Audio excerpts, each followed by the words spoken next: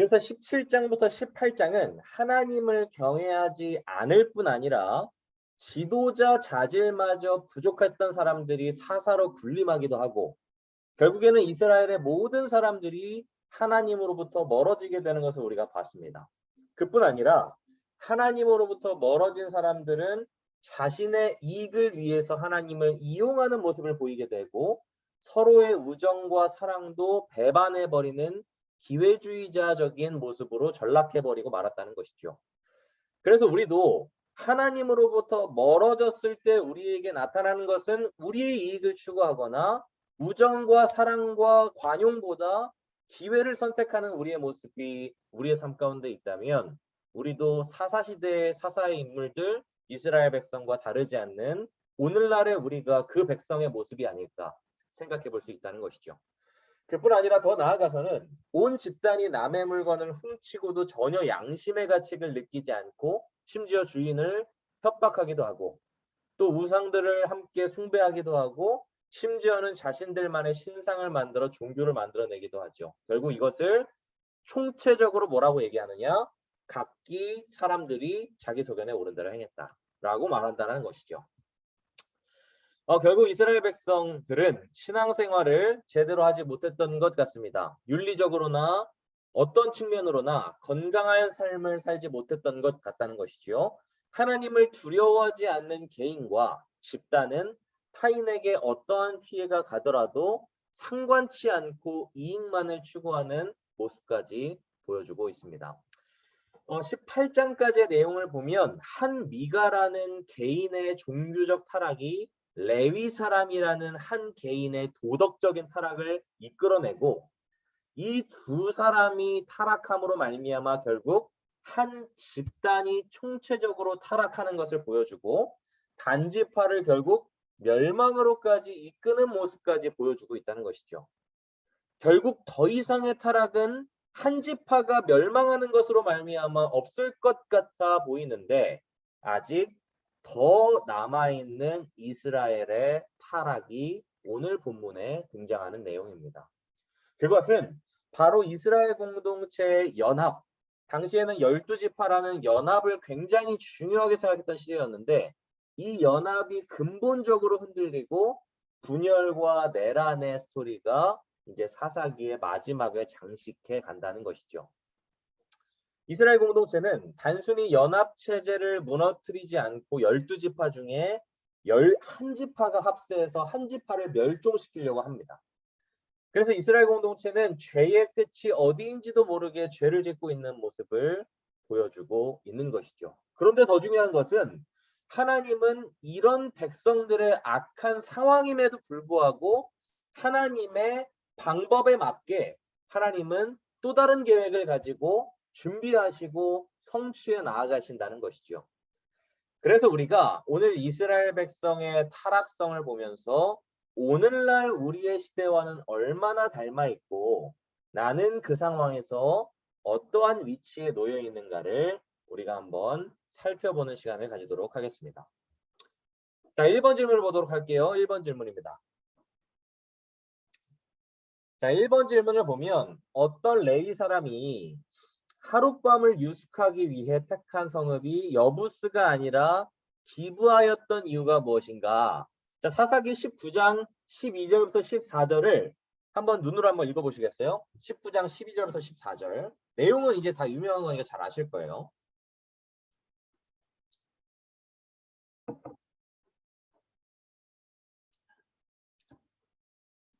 자, 1번 질문의 19장 12절부터 14절에 있는 내용을 보면 정답에서 이렇게 나오죠. 이방인보다 동족에게 더 좋은 대접을 받을 수 있으리라는 기대감 때문이었다 라고 얘기를 합니다. 자, 그런데 우리가 1번 질문을 살펴보기에 앞서서 이 당시에 이렇게 하고 있던 이 19장의 배경을 우리가 한번 살펴볼 필요가 있을 것 같아요. 자, 먼저 19장 1절 한번 보도록 하겠습니다. 1절입니다. 1절. 1절을 보면 이렇게 얘기하고 있어요. 이스라엘의 왕이 없을 그때 에브라임 산지 구석에 거류하는 어떤 레위 사람이 유다 베들레헴에서 첩을 맞이하였다. 자, 1절부터 이해할 수 없는 장면을 목격하게 되죠. 무엇이냐면 레위인이 베들레헴에서 무엇을 맞이하였냐? 첩을 맞이하였다 라고 얘기를 하고 있다는 것이죠. 자, 그렇다면 첩을 맞이한 게 왜 문제가 되었을까요? 자, 먼저 레위인의 역할은 제사장을 도와서 하나님께 제사를 드리고 율법을 가르치는 일을 맡았던, 마치 하나님의 나라를 전하는 청지기 역할을 했던 사람이었죠. 그래서 심지어는 신명기에 의하면 레위인들은 제사장의 역할까지 종종 했던 경우가 있었습니다. 쉽게 얘기해서 레위인은 구별되고 거룩한 삶을 살아야 했던 사람이었다는 것이죠. 그런데 오늘 본문은 첩을 두었다 라고 얘기를 한다는 것입니다. 여기서 첩이라는 단어는 히브리어로 필레게시라는 말인데, 숨겨둔 아내나 어떤 연인을 가리키는 말은 아니었습니다. 서열의 차이는 있었지만 첩은 정식 아내였던 것은 분명했다는 것이죠. 그래서 성경은 히브리어로 아내를 이시아라고 얘기하죠. 그리고 둘째 아내는 차라, 첩은 필레게시, 이렇게 명확하게 구분을 하여 설명합니다.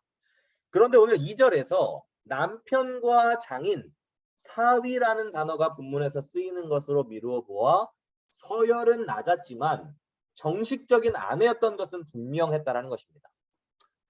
그런데 구약에서 첩이 주로 누구에게 쓰였었을까요? 바로 왕들에게 첩이 주로 있었다는 것이죠.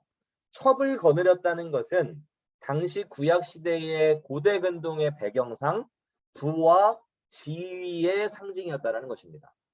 즉 레위인이 부와 지위의 상징인 첩을 얻었었다라는 것은 다양한 의미를 시사하고 있었다는 것이죠. 그런데 그보다 더 중요한 것은 왜 레위인이 첩을 드렸느냐라는 것보다 결과적으로 첩으로 인해 엄청난 비극이 있다는 것이 오늘 본문의 핵심 키워드입니다.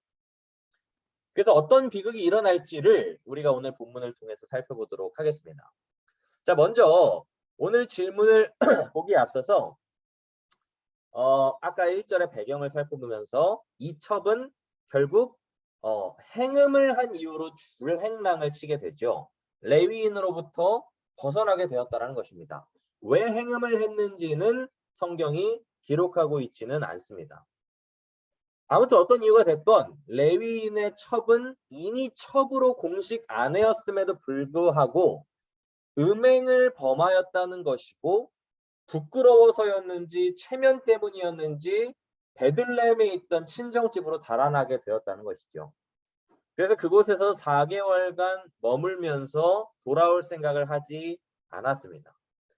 그래서 레위인은 간음하고 달아난 여인을 데리러 베들레헴으로 가는 것이죠. 그런데 우리가 이 본문에서 분명하게 볼 수 있는 것은 하나님의 율법을 가르치고 구별되어야 하는 레위인이 행음하였던 여인을 찾으러 가는 모습으로 미루어 보아 거룩하고 구별되고 하나님으로부터 분별해야 하는 그런 모습이 여전히 드러나지 않고 있었다는 것이죠.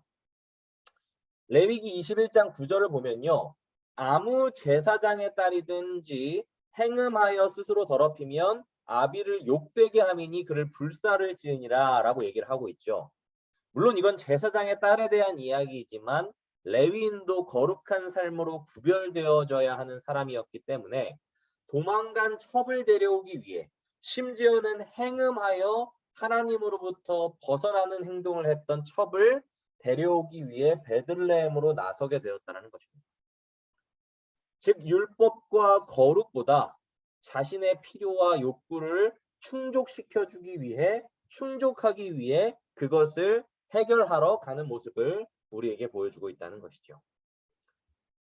첩의 아버지도 음행한 딸이 있었다면 그 딸이 왔었을 때 4개월의 시간 동안 적어도 처벌을 했거나 어떠한 일을 했음에도 불구하고 그렇게 하지 않았습니다. 또한 사위가 왔을 때 오히려 3일을 머물게 하고 함께 먹고 마시며 즐거워하며 계속 원만하게 일을 해결하려는 모습을 보여주고 있다는 것이죠. 그래서 나흘이 되자 레위인은 일찍이 집으로 돌아가려고 하지만 장인은 계속 말리게 되고 결국 다섯째 날이 밝아도 계속 간청을 첩의 아버지가 하게 됩니다.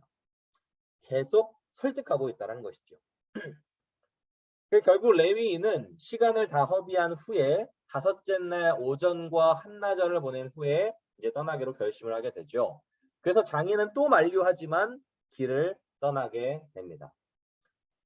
자, 그래서 이 당시 고대 근동의 문화에 따르면 주인이 호의를 베푼 첫 기간이 지나면 사실은 손님을 억지로 붙잡을 수 없는 문화가 있었다고 합니다. 그래서 떠나느냐 마느냐는 전적으로 손님이 선택할 수 있는 권리였다는 것이죠. 그래서 결국 레위인은 해가 지기 전 3-4시간 전에 여행을 떠나기로 집으로 돌아가기로 결정을 하게 되는 것입니다. 이 결정을 하게 된 후에 일어난 일이 오늘 1번 질문의 배경이 될 수 있다는 것이죠. 자, 레위 사람은 여부스 성읍이 아니라 기브아로 가서 유숙을 하려고 하죠. 자, 왜 그럴지를 우리가 한번 살펴보려고 합니다. 먼저는 에브라임 산지로 가는 길은 순서상 예루살렘을 거쳐 기브아와 라마를 거쳐 가야 합니다. 즉 베들레헴에서 예루살렘까지는 2시간 반 정도에 걸리는 거리가 걸린다고 하죠. 그래서 이들이 예루살렘쯤 도착할 때에 해가 지려고 하고 하인이 주인에게 제안을 하는 것이죠. 바로 여부스 사람의 성읍에 들어가자라고 얘기를 합니다. 자, 그런데 레위인은 거절을 하죠. 해가 질 때이면 여러 가지 위험 요소가 있음에도 불구하고 이 하인의 제안을 거절합니다. 자, 그렇다면 거절한 이유가 하인이, 즉 동등한 위치에 있는 사람이 아닌 하인이 제안을 했기 때문에 거절을 한 것이었을까요? 아니면 어떠한 다른 이유가 있었기 때문에 거절을 했던 것이었을까요? 자, 어떤 이유였을까요, 수장님? 네, 음소거 돼 있어요. 예, 한 번만 다시 네. 말씀해 자, 주시겠습니까? 그 하인이 이제 2-3시간 후면 해가 지니까 이제 예루살렘쯤에 도착할 때 해가 지려고 해서 여부스 사람의 성읍에 들어가자라고 얘기하는데 레위인이 거절을 해요. 자, 그렇다면 하인이 제안을 한 것 자체가 문제여서 거절한 거였을까요? 아니면 여부스 사람의 성읍이 문제였기 때문에 거절한 거였을까요? 제 생각으로는 후자 같은데요. 후자죠. 네, 왜냐하면 여부스 사람이 있는 곳은 이방인들이 유하는 곳이었기 때문입니다. 그 당시에 이방인은 무시를 받던 문화가 당연한 시대였기 때문에 해가 질지라도 심지어 저녁이 되면 위험할지라도 그냥 이곳을 넘어가자라고 했던 것이죠. 그래서 이 당시에 고대 근동의 문화에는 불량배들이 저녁에 움직이는 그것이 지금 시대에 유럽을 가보시면 아시겠지만 유럽에는 우리나라처럼 저녁에 절대 못 돌아다니잖아요. 그만큼 엄청난 위험한 곳이 지금의 유럽, 이탈리아나 뭐 스페인이나 이런 곳처럼 이 당시에는 훨씬 더 저녁에 위험했음에도 불구하고 그것보다 이방인과 같이 있는 것이 더 싫었고 불결했기 때문에 그것을 넘어가자라고 얘기를 했다라는 것이죠. 물론 그 외에도 레위 사람은 어딜 가나 환영을 받는 지파였기 때문에, 왜냐하면 지난주에도 살펴봤지만 레위 사람은 어딜 가서든 제사장이 되면 안 됐지만 제사장이 이미 이 사사기 17장부터 되려고 했던 사람들이 꽤나 많이 있었어서 어딜 가나 환영받고 있던 지파의 사람들이었습니다.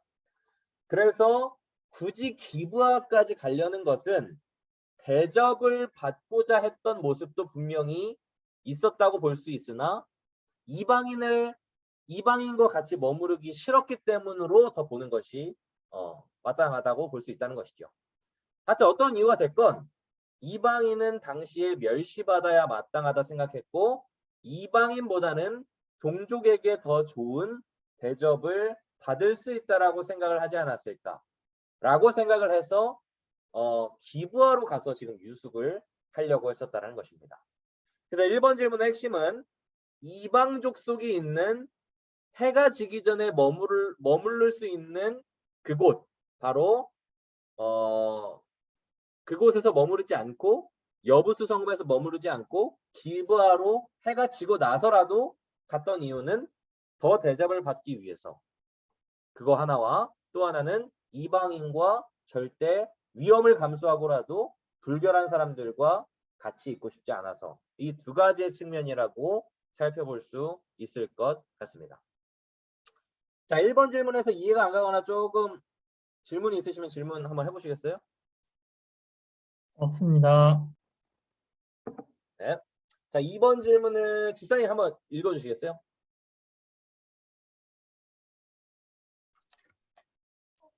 레위 사람이 기브와 성읍 넓은 거리에 앉아 있었던 이유는 무엇이며 그를 영접한 사람은 누구인가? 네. 자, 사사기 19장 15절부터 21절을 보시면 그를 집으로 영접하는 자를 만나기 위함이었고 그를 영접한 사람은 에브라임 산간 지방에서 막이었는지 모르겠지만 아무튼 이사 와서 타향살이 하던 노인, 즉 고향의 사람이었다는 것이죠. 자, 이미 기브아에 도착했을 때에는 해가 당연히 진 상황이었습니다. 해가 진 상황에서 성읍 넓은 거리에 앉아 자신들을 영접할 자를 찾고 있었는데 아무도 그를 맞아주러 올 사람이 없었죠. 형제들의 환대를 받기 위해서 찾아왔는데 형제들은 본체도 하지 않았습니다. 아무도 말도 걸지 않았다는 것이죠. 자, 그런데 율법에 따르면 신약 시대에도 그렇지만 그런 거 있죠. 밀이삭 논쟁, 안식일 논쟁을 예수님이 하실 때에 밀이삭을 바리새인들이 안식일에 왜 먹느냐라는 질문에 예수님의 대답을 통해서 우리가 그 당시의 문화를 볼 때 어떤 것이 있냐면 밀이삭을 농사를 짓는 데에도 불구하고 지나가다가 그곳에 있는 것을 뭐 몽땅 다 가져가는 게 아니라면 배가 고플 때 그 이삭을 먹는 것을 문제시 삼지 않았었던 것이 당시에 율법에 따른 문화였거든요.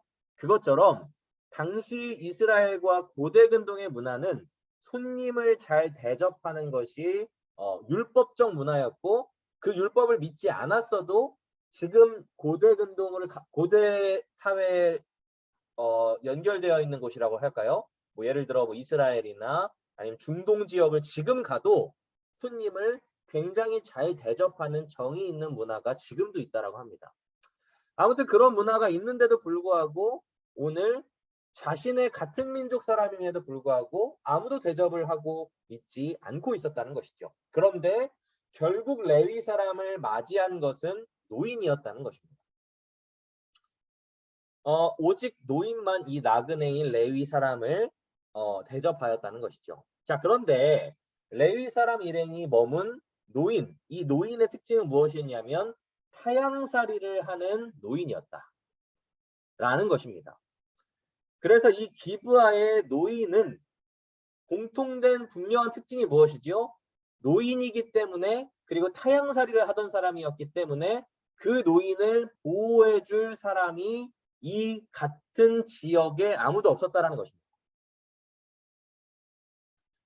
그래서 지금 레위 사람은 유일하게 맞아주는 이 노인의 집에 머물게 되지만 곧 노인으로부터 노인에게 누군가가 공격을 가하거나 노인에게 누군가가 위협을 가할 때에 가장 크게 노출된 노인을 공격하더라도 아무도 도와줄 수 없는 가장 큰 위협에 노출하게 되는 곳으로 지금 들어가고 있는 상황이라고 우리가 보면 좋을 것 같습니다. 또 이 노인의 중요한 특징 중에 하나가 한 성읍의 거주민이 아니라 외인, 즉 객이라고도 하죠. 즉 이 노인의 신분에 해당하는 사람과 같은 사람은 행인을 접대하는 것이 당시에 규칙을 벗어나는 행위였다고 얘기합니다. 즉 그 지역에 사는 거주민만 이런 손님을 접대하는 행동을 할 수 있었다는 것이죠. 즉 노인은 이미 타향살이를 했다가 여기에 왔었던 사람이고 이 지역으로부터 그리고 지역으로부터가 아닌 주변에 친척이라도 있으면 몰랐겠지만 아무도 이 노인을 공격하더라도 노인을 보호해줄 어떤 사람도 어떤 지역도 나라도 이 노인을 도와줄 수 없었던 상황이 이 당시의 상황이었다는 것입니다. 그런 노인의 초청을 받아들이게 된 것이 오늘 레위 사람이었다는 것이죠. 일단 잠시만요. 이명훈 일사님 전화 오셔가지고.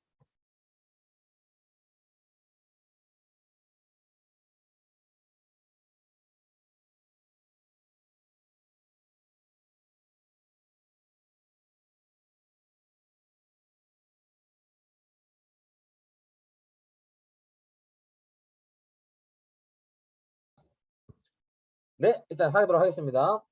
일단 저기 집사님 회식 갑자기 잡히셨다 그래가지고. 네. 자, 일단 네. 결국 이스라엘에는 지금 어떤 것이 없어졌느냐? 고대 근동에는 어떤 것이 없어졌느냐? 바로 샬롬, 평안하냐라고 묻는 안부와 어떤 정의라는 것이 완전히 사라진 문화가 이제 이스라엘이 되었다라는 것이죠.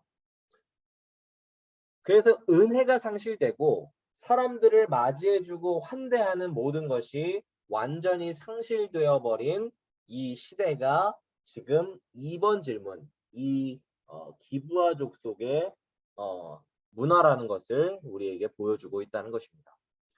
자, 2번 질문에서 이해가 안 가거나 질문이 있으시면 한번 해보시겠어요? 없습니다.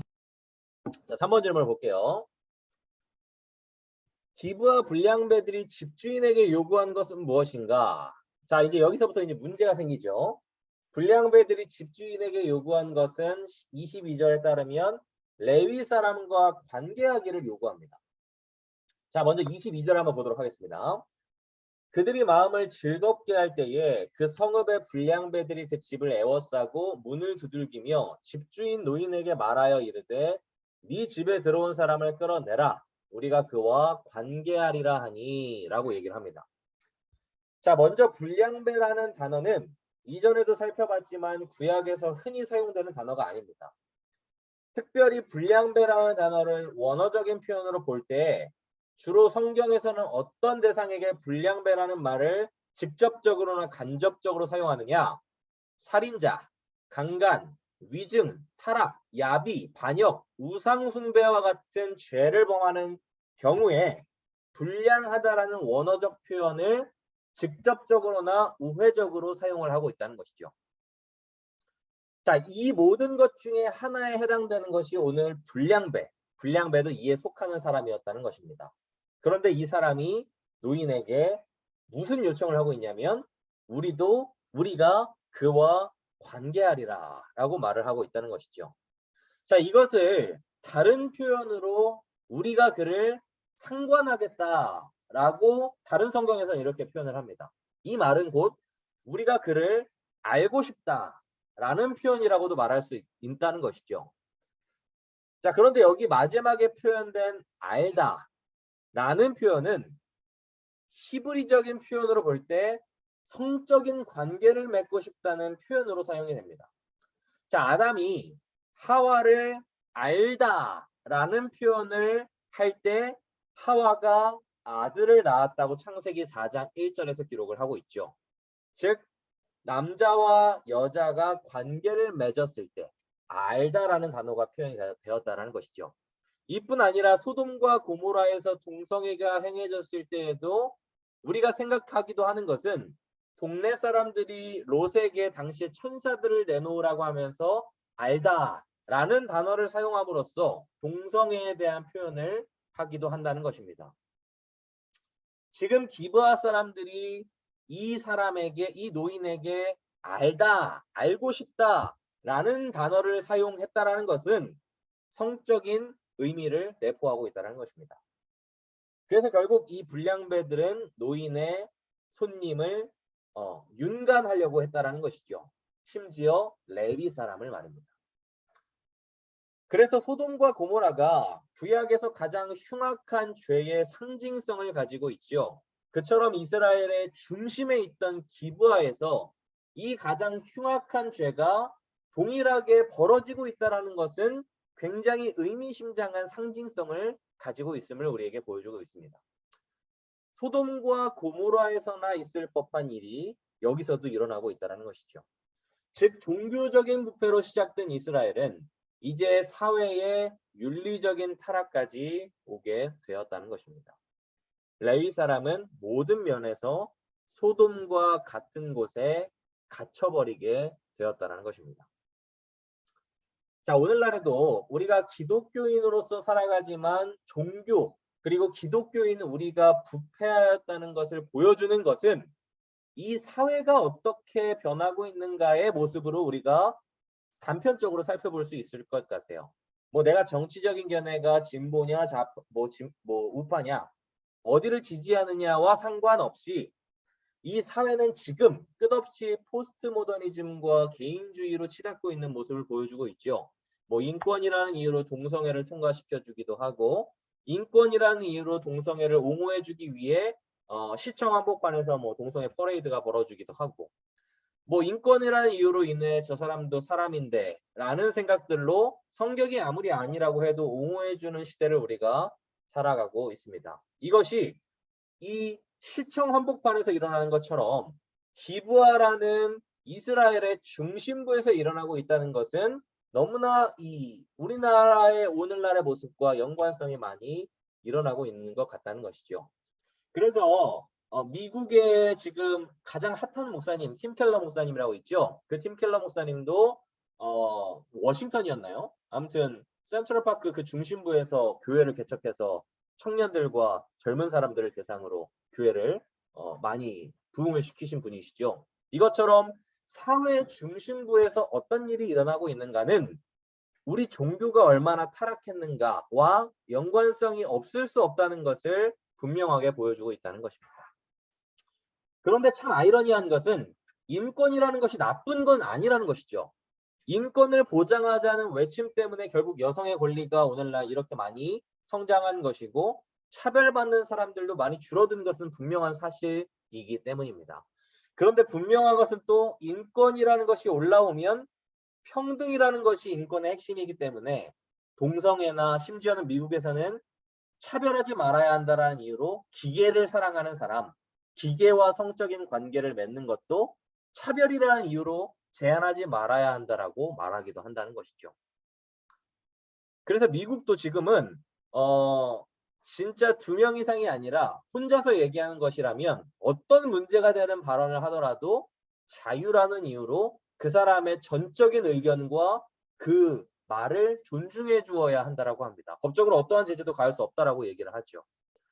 이처럼 하나님을 믿는 사람으로서 기독교가 오늘날 얼마나 부패하였는가는 오늘날 우리의 사회가 얼마나 개인주의, 포스트 모더니즘으로 빠지고 있는가와 연관성이 있다. 그래서 오늘날 우리는 기독교인으로서 어떻게 신앙인으로서 살아가야 할까? 하나님 앞에 나는 깨어있는 존재가 맞는가? 우리가 신중하게 생각해 볼 필요가 있다는 것입니다. 자, 3번 질문에서 이 질문이 있으시면 한번 해보시겠어요? 그 보시면 알고자 하니라고 나왔다고 그러는데 네. 음소. 본문에는 어디에 알고자 하니라는 표현이 있죠, 그게 전도사님? 이제 제가 아까 말씀드렸는데 우리가 그와 관계하리라 하니라는 표현이 관계하리라라는 표현을 어떤 성경에서는 우리가 그를 상관하겠다라는 표현으로 쓰기도 해요. 근데 우리가 그를 상관하겠다라는 말을 직접적으로 원어를 볼 때 우리가 너를 알고 싶다라고 표현하진 않지만, 그러니까 이게 히브리어를 단어로 이렇게 하나하나 해석하다 보면 우리가 그와 상관하겠다라는 말이 원어에 가까운데, 상관하겠다, 내가 너를 상관하겠다라는 말을 알다라는 표현, 내가 너를 알고 싶다라는 것으로 우회적으로 생각할 수 있다는 거죠. 그래서 그렇게 생각하게 될 때에 아담과 하와, 소돔과 고모라와 연관성으로 볼 수 있다는 것이죠. 그래서 관계하리라, 이거는 내가 너와 관계하고 싶다. 이걸 바꿔 말하면 내가 너를 알고 싶어, 너라는 남자를 알고 싶어, 이렇게 볼 수 있다는 것이죠. 네. 그렇게 보시면 좋을 것 같아요. 자, 그러면 4번 질문을 한번 보도록 할게요. 자, 집주인이 불량배들에게 누구를 내주려고 했고 누가 밖으로 끌어냈는가? 이제 여기서 이스라엘 백성의 그리고 당시의 사람들의 더 큰 문제가 발생하게 됩니다. 자, 노인의 처녀 딸과 레위 사람의 첩, 레위 사람이 자기 첩을 끌어내게 되었다는 것이죠. 직접 레위 사람이 정답에는 레위 사람이 자기 첩을 끌어내었다고 얘기를 하잖아요. 근데 직접 레위 사람이 자기 첩을 끌어내었는가? 실제적 그 행동이 나타나지는 사실 않아요. 그래서 이 내용을 우리가 잠시 하도록 하겠습니다. 자, 노인이 기부와 불량배들에게 그러지 말라고 말하였지만 먹히지 않았죠. 그래서 노인이 뭐라고 말을 하냐면 자신의 딸과 레위 사람의 첩을 대신 줄 테니 너희가 좋을 대로 해라 라고 얘기를 합니다. 자, 벌써 이상하지 않습니까? 노인이 자신의 딸을 내어주는 것은 정말 100번 이해하도록 자신의 딸이니까 그렇다 쳐도 레위 사람의 첩을 왜 자기 마음대로 준다고 지금 얘기를 하고 있을까요? 자, 손님의 첩을 내어주는 것은 심지어 손님의 몫이지 왜 집주인인 노인의 몫으로 자기 마음대로 행동하고 있냐라는 것입니다. 레위 사람의 첩도 노인의 딸도 둘 다 지금 시대로 보면 그들의 결정권이 중요하다고 말할 수 있지만 당시의 여성의 선택권보다 남자의 절대적 선택권이 있었던 시대였기 때문에 여성의 선택은 둘째치고라도 남성의 선택은 지금 분명히 이상한 것임을 우리에게 보여주고 있다는 것입니다. 분명한 것은 이 노인의 말하는 내용으로 볼 때에 이스라엘과 사사시대의 모든 사람을 정말 어떤 모습이다? 각기소견에 오를 대로 진짜 자기 눈에 좋을 대로만 행동하고 있다는 모습을 보여주고 있다는 것이죠. 자, 25절 한번 보도록 하겠습니다. 무리가 듣지 아니하므로 그 사람이 자기 첩을 붙잡아 그들에게 밖으로 끌어내매 그들이 그 여자와 관계하였고 밤새도록 그 여자를 능욕하다가 새벽 미명에 놓은지라. 자, 결국 첩이 불량배들에게 넘겨줬어요. 근데 누가 여인을 넘겨줬냐? 25절은 그 사람 또는 그 남자라고 얘기를 합니다. 자, 근데 노인인지 레위 사람인지 명확하게 말하고 있지는 않아요. 그러나 불량배들과 대화를 하고 있던 사람은 노인이었기 때문에 노인일 가능성도 분명히 있습니다. 그러나 결국 말을 노인이 그렇게 했다 할지라도 결정권은 손님이었던 레위 사람에게 있었다라는 것은 분명한 사실이죠. 그래서 그 남자를 결국은 허락한 것이 레위 사람이 아니었을까라는 전제로 레위 사람이 넘겨준 것이 아닐까라는 것으로 해석하는 것이 아마 좋지 않을까 생각이 됩니다. 그래서 25절에 이르기까지 레위 사람은 불량배가 등장한 시점부터 단 한마디의 말도 하지 않아요. 25절까지. 근데 결국 레위 사람이 허락을 하여서 노인의 딸을 보낸 것이 아니라 자기의 첩을 내보낸 것으로 해석할 수 있다는 것이죠. 자, 여기서 우리가 이스라엘과 오늘날 우리도 생각해 봤으면 하는 하나의 주제가 또 있습니다. 자, 무엇이냐면, 자, 당시에 종들이 같이 갔었을 거 아니에요? 종들 중에 지금 넘겨줬던 첩과 또 이 노인의 딸과 그뿐 아니라 남자 종들도 분명히 있었을 것입니다. 짐을 들어줬거나 그런 여러 가지 잡일을 했었어야 되는 사람도 있었기 때문이죠. 자, 그런데 불량배가 요구했던 사람이 누구였죠? 남자를 관계하고 싶다고 요구를 했었습니다. 그런데 왜 첩을 내어주었냐는 것입니다. 남자를 요구했으면 남자 종을 내어줬으면 됐는데 굳이 여자인 첩을 내어주었다라는 것이죠. 자, 이것으로 미루어 보아 종들 중 남자를 보내지 않고 첩을 내어주겠다는 것은 당시 여자라는 성이 얼마나 물건 취급을 받았는가를 우리가 생각해 볼 수 있을 것 같습니다. 그래서 사실 노예제도라는 것도 문제시 생각하고 있지도 않다가 이제 본격적으로 문제시 시작되고 나서부터 그것이 없어지기 시작한 것처럼 적어도 이 당시부터 지금까지 몇천 년간 여성과 남성이 여성은 오히려 하대받고 여성은 뭔가 남성이 할 수 있는 일을 하지 못한다라는 차별들이 몇천 년간 없어지지 않았다라는 것은 참으로 심각한 문제가 역사 가운데 있었던 것임을 우리에게 보여주기도 합니다. 지금 이 시대만 하더라도 남자를 요구하는 불량배에게 여자인 첩을 내어주었다는 것은 어떤 취급을 받고 있었는가, 그리고 없어져야 할 문화가 있었음에도 불구하고 없어지지 않았던 문화가 있었던 것을 우리에게 보여주고 있었다는 것이죠. 그러나 중요한 것은 하나님은 창조 질서에 따라서는 남자의 역할과 여자의 역할은 분명하게 구분하셨지만 평등하게 각자의 역할에 맞게 차별 없이 대하셨다라는 것은 창조의 원리였다라는 것을 우리가 기억해야 합니다. 그러나 사람들이 남자는 강했기 때문에 농경사회나 남자가 할 수 있는 일이 훨씬 많았었고 전쟁을 할 수 있는 것도 남자가 힘이 셌기 때문에 많았기 때문에 몇천 년간 남자가 당연히 강세일 수밖에 없었던 것을 우리에게 보여주고 있다는 것이죠. 자, 아무튼 이와 상관없이 불량배들도 지금 이상한 행동을 합니다. 동성을 관계하고 싶다고 얘기했으면서도 불구하고 결국은 첩을 넘겨받는 것으로 소동을 끝내게 되었다는 것이죠. 이에 만족을 한 것 같아 보인다는 것입니다. 결국 이 불량배들은 밤새 여인을 윤간하고 욕보였고 새벽에 내버리게 되었죠. 자, 그렇다면 이 질문에서 핵심적으로 얘기하고 싶은 것은 무엇일까요? 물론 기브아에 있는 불량배들도 문제가 있다는 것을 얘기하고 싶겠지만 진짜 본문에서 말하고 싶은 문제는 노인과 레위 청년의 행동입니다. 자, 특별히 레위 청년은 지금까지 계속 살펴봤지만 거룩과 하나님의 구별된 사람으로서의 정체성은 아예 없죠. 어떤 이유 때문에서든지 첩을 지금 불량배들에게 보내는 모습은 하나님 앞에서 죄와 악한 만행을 저지르고 있음을 보여주고 있다는 것입니다. 사사시대, 즉 이스라엘 공동체가 어느 정도만 악한 것이 아닌 것 같고 적당히 악한 정도가 아닌 것 같아 보입니다.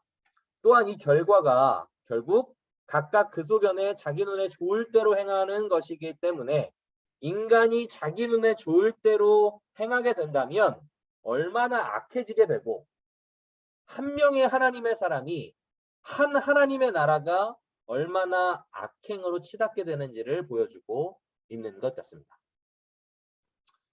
자, 4번 질문에서 질문이 있으신가요?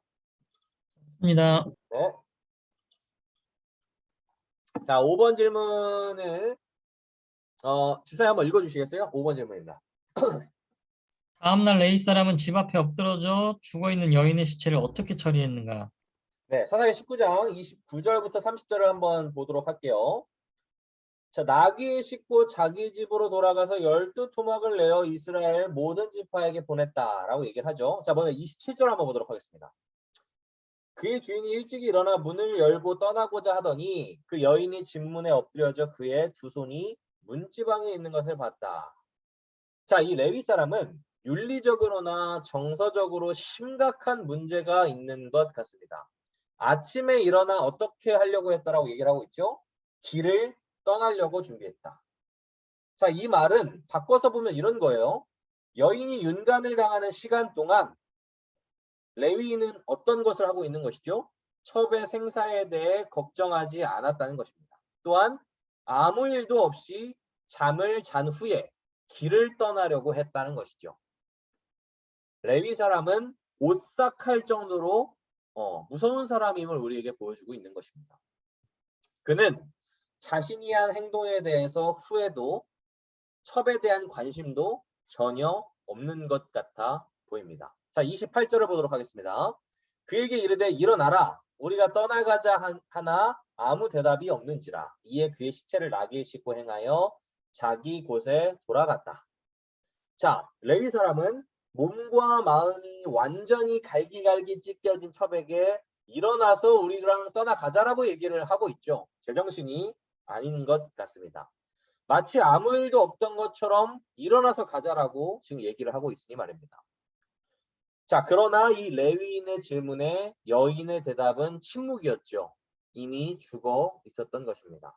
결국 불량배들은 윤간뿐 아니라 살인까지 저지르게 되어버리고 마는 것이죠. 자, 이 레위인의 지금의 모습을 머리로 상상을 해본다면 이스라엘이 다 미쳐서 날뛰더라도 레위 사람만큼은 그러지 말았어야 하지 않았었을까 생각이 됩니다. 가장 구별되고 가장 정결해야 하는 이 레위 사람이 이렇게 행동하는 것은 정말 이스라엘 백성이 하나님의 구별된 레위 사람이 어떤 모습인가, 얼마나 하나님으로부터 벗어난 사람들의 모습인가를 우리에게 분명하게 보여주고 있다는 것입니다. 결국 낙이 싣고 자기 집으로 돌아가서 12토막을 내서 이스라엘 12지파에게 이렇게 보내게 되죠. 그래서 우리는 감정적인 것을 제쳐두고 더 주목해서 보아야 하는 것이 있습니다. 그것은 무엇이 아니면 하나님의 형상을 가진 사람이, 심지어 레위 사람이 지금 어떤 행동을 하고 있냐면 인간의 시신을 훼손하고 있는 모습을 보이고 있다는 것이죠. 자, 이스라엘의 장례 절차를 보더라도 시신은 온전한 상태로 매장하고 그 뼈는 나중에 추스르는 것이 전통적인 장례 절차였습니다. 그것이 죽은 사람에 대한 예의였기도 했기 때문이죠. 그러나 레위 사람은 어떻게 하고 있죠? 자기 소견에 오른 대로. 그것이 옳다 생각하였는지 모르겠으나 첩의 시신을 훼손하게 됩니다.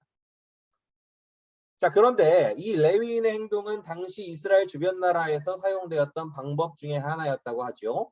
당시 주변 국가에서는 전쟁을 소집할 때 이렇게 행동하곤 했다고 합니다.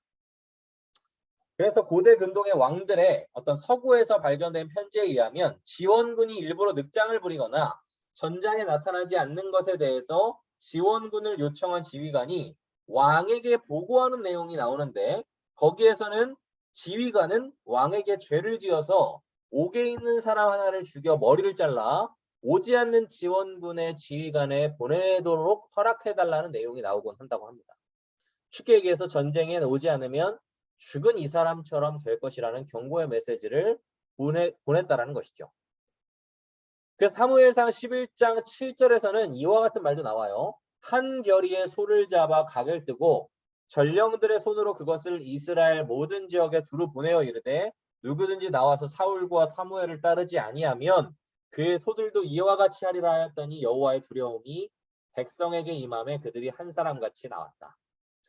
자, 이 레위인은 아무래도 영향력이 있는 사람, 일반 레위인 사람 중에서도 힘이 좀 셌던 사람 같아 보입니다. 왜냐하면 이 메시지를 받고 이스라엘 공동체가 한 번에 모였기 때문이죠. 자, 그런데 힘이 있던 사람이었으면 더 큰 문제 같아 보이긴 합니다. 왜냐하면 힘이 있던 사람, 하나님의 힘이 있는 사람으로서 더 역할을 해야 했던 사람이 더 그렇게 자기 마음대로 살고 있기 때문입니다. 이것처럼 오늘날도 하나님을 믿고 교회를 다닌다고 하면서 그 힘이 있는 것으로 말미암아 그 힘의 자리에서 하나님의 거룩을 드러내는 것이 아니라 오히려 정치와 경제를 자기 마음대로 자기 눈에 오를 대로, 하나님은 자신의 그것들을 잘하게 해주는 신으로만 만들어버린다면 이 사사시대의 모습과 다를 것이 없는 모습들로 이 사회가 변하게 될 것이라는 것이죠. 자, 그런데 이뿐 아닙니다. 20장 5절 한번 보도록 할게요. 20장 5절. 기브아 사람들이 나를 치러 일어나서 밤에 내가 묵고 있던 집을 에워싸고 나를 죽이려 하고 내 첩을 욕보여 그를 죽게 하였다. 자, 불량배들이 레위 사람의 첩을 욕보여 죽게 했다는 말은 사실이지만 무엇이 빠져 있습니까? 자기 손으로 자기의 첩을 그들에게 내주었다라는 것은 빠져 있죠. 그래서 결국 정치질을 하는 겁니다. 사람들을 모으기 위해서 자신이 했던 행동은 슬쩍 덮어버리고 결국 사람들을 소집하는 데 성공해버리게 되었다는 것입니다. 자, 결국 이스라엘 공동체와 베냐민은 전쟁을 하게 되었죠. 같은 민족끼리 전쟁을 하게 되었습니다. 베냐민은 지금 기브아 거민들을 내어주지 않고 있고 강간범들과 오히려 연대를 과시하는 민족성을 보여주는 것 같아 보이기도 합니다. 결국 전쟁에 참전한 베냐민 사람 45,000명 이상과 베냐민 지파의 온 성읍과 가축은 다 죽게 되었죠. 그뿐 아니라 이스라엘 공동체의 연합군도 4만 명 이상이 죽게 되거나 다치게 되었습니다.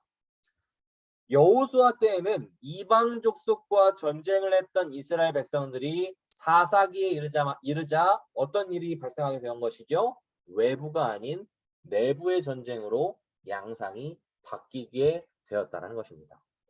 자, 하나님께서 시키신 적도 없죠. 이미 하나님의 이름이 등장한 지는 오래된 일이 되어버렸습니다. 심지어 백성들도 하나님을 찾은 적이 단 한 번도 없었던 것 같아 보입니다. 자기들이 전쟁을 결정해 놓고 하나님께 통보하는 식일 뿐이었다는 것이죠.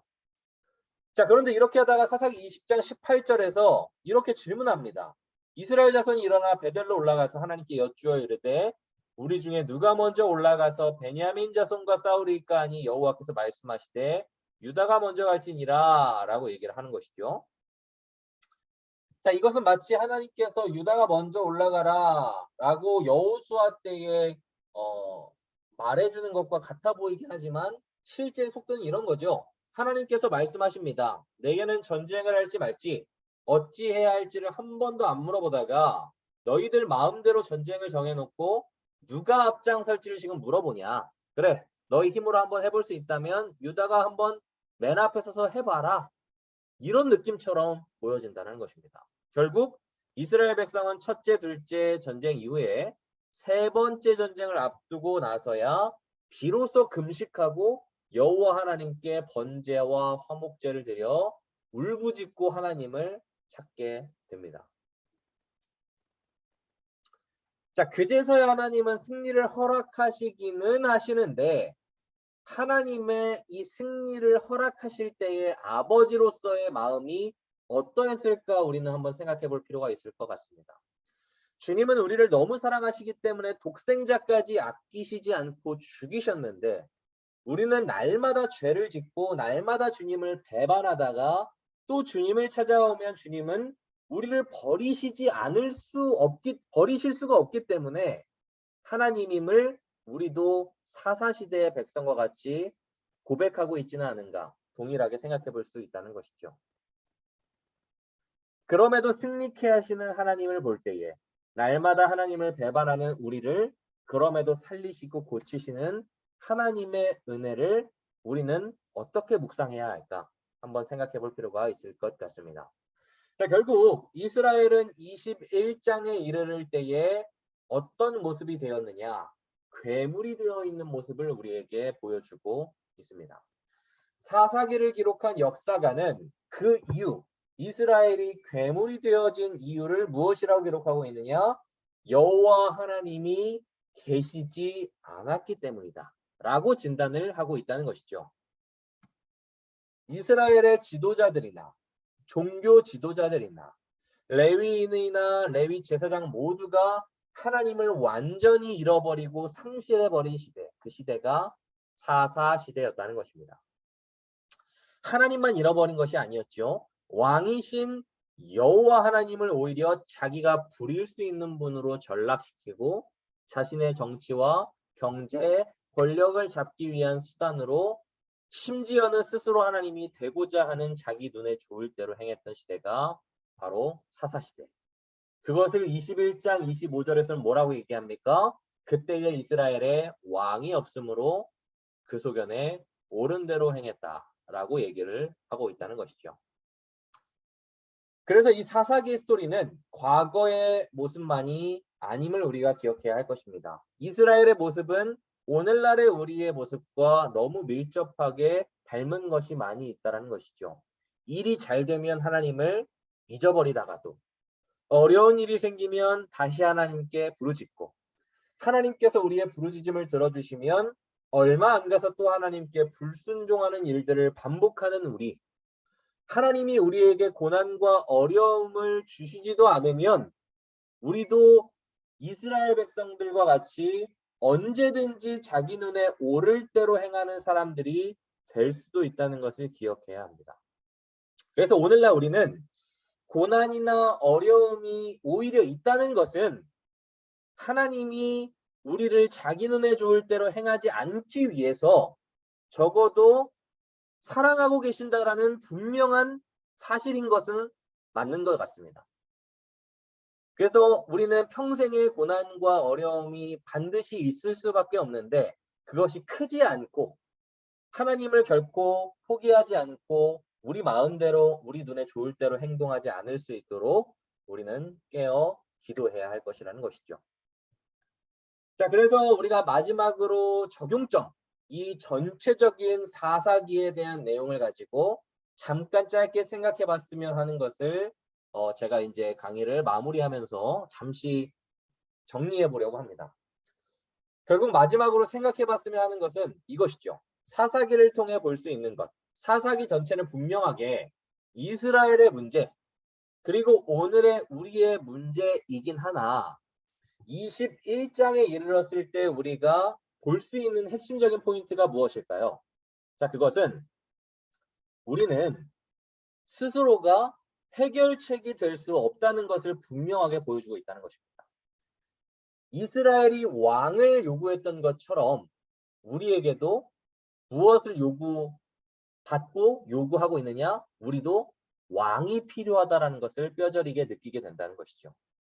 자, 물론 이스라엘 백성들은 주변의 강대국으로부터 봤던 진짜 힘이 강했던 인간의 왕을 요구했던 것은 사실입니다. 그러나 그 근본적인 마음에는 진짜 자신들을 잘 다스려주고 바르게 이끌어갈 책임자를 원했던 마음이었던 것이죠. 자, 이처럼 우리도 우리를 전적으로 다스려줄 왕을 구해야 한다는 것입니다. 우리를 자기 눈에 오를 대로 행하지 않도록, 우리를 우리 마음대로 살지 않도록 다스려줄 진짜 사사가 우리에게 필요하다는 것이죠. 그게 누구이죠? 바로 예수 그리스도라는 것입니다. 우리를 바른 길로 인도하시는 분, 세상의 사사와 세상의 힘을 가진 권력자들과는 차원이 다른 우리를 기쁨으로 인도하시는 그분의 인도하심을 오늘날 우리가 받아야 한다는 것입니다. 이번 사사기를 공부하면서 우리가 오늘날 이 사사시대에 우리가 만약 태어났다면 이라는 생각을 항상 가지고 우리가 살아갔으면 좋을 것 같아요. 우리는 이스라엘 백성과 동일한 입장이 되었을 때 우리가 이스라엘 백성보다 나는 더 현명한 선택을 할 거야. 현명한 선택을 분명히 할 것이라는 전제를 반드시 우리는 깔게 되어 있습니다. 그러나 오늘날 우리는 사사시대보다 더 성경을 가까이 하고 있고 성경을 전쟁과 역사 가운데 분투하여서 지켜냈던 수많은 사람들의 영향을 너무나 많이 받고 받은 사회를 가지고 이미 유리한 입장에서 살아가고 있다는 것을 기억해야 한다는 것이죠. 그렇게 우리는 이 사사시대를 사사기를 정리하면서 우리 내면의 본질적인 마음이 그들보다 이 사사시대의 백성들보다 나은 것이 전혀 없다라는 겸손한 마음을 기억하면서 살아가야 한다는 것입니다. 그들의 결점은 얼마든지 우리의 결점이 될 수 있고 그들의 행동은 우리가 더 큰 죄로 지을 수 있다는 것을 기억해야 한다는 것이죠. 그래서 우리는 사사기의 사람들의 스토리가 어떻게 우리의 모습에 우리의 오늘의 모습과 똑같은가? 어떤 똑같은 모습들이 오늘날 우리에게 있는가는 일부러라도 우리가 생각해 볼 필요가 있습니다. 우리는 그들보다 낫다가 아니라 비슷한 점들을 찾아서 자기 눈에 오를 대로 행하는 우리의 모습을 돌아봄으로 하나님께 지배를 받는 우리의 인생이 되어야 한다는 것이죠. 자, 우리의 인생은 자랑하거나 자만심을 가질 만한 것이 있을지라도 그 자랑과 자만심을 있는 그대로 바라보면 안 된다는 것입니다. 왜냐하면 그것이 곧 자기 소견에 오를 대로 행하는 사사시대의 일장 시작점이 될 수 있기 때문입니다. 그래서 어떠한 상황이든 우리에게 어떠한 상황이 있을지라도 겸손한 마음, 나를 낮추고 하나님을 높여드리는 그러한 신앙인으로 살아가는 우리 집사님들 모두가 되었으면 좋겠습니다. 자, 강의는 마쳤고요. 질문 있거나 마지막으로 이제 있으시면 얘기 한번 해보시겠어요, 선생님?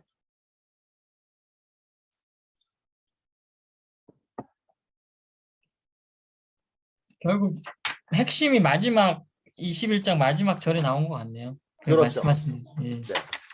근데 이게 제가 이제 이걸 준비하면서 든 생각은 기독교가 부패하면 사회가 부패한다라는 그것이 굉장히 오늘날 사회에도 많이 적용이 되는 것 같거든요. 물론 코로나라는 이런 특수한 것을 하나님이 주셨다라고 볼 수는 없지만 허용하신 건 사실이기 때문에 기독교인으로서 오늘날 우리가 어떻게 살아가야 할까는 신중히 생각해 볼 필요가 있는 주제인 것 같고, 마지막에 제가 이제 적용점으로 다룬 것은 진짜 우리도 자기소개는 옳을 대로 행하지 않기 위해서 이 사사시대 이스라엘 백성이 오늘날 내가 더 이 시대로 가면 더 악해질 수도 있을 것 같긴 해요.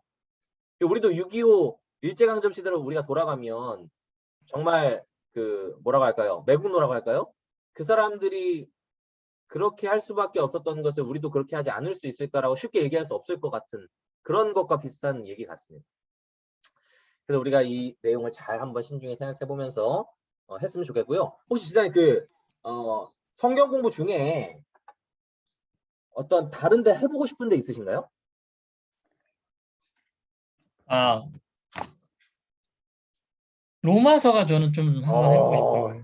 지금 저희가 로마서를 준비하려고 하고 있어요. 아, 그래서 지금 어떤 걸 다루려고 하냐면 집사님도 이런 걸 재밌어 하실 것 같아서. 그러니까 어떤 재미냐면 예를 들면 이런 거예요. 세관점이나 이런 거 좀 아세요? 예? 세관점. 아니, 잘 잘 모릅니다. 모르시죠? 뭐 이거 다른 얘기긴 한데 한번 보세요. 그 우리가 칭의를 받는다고 하잖아요. 오직 믿음으로 구원을 받는다. 이게 칭의잖아요.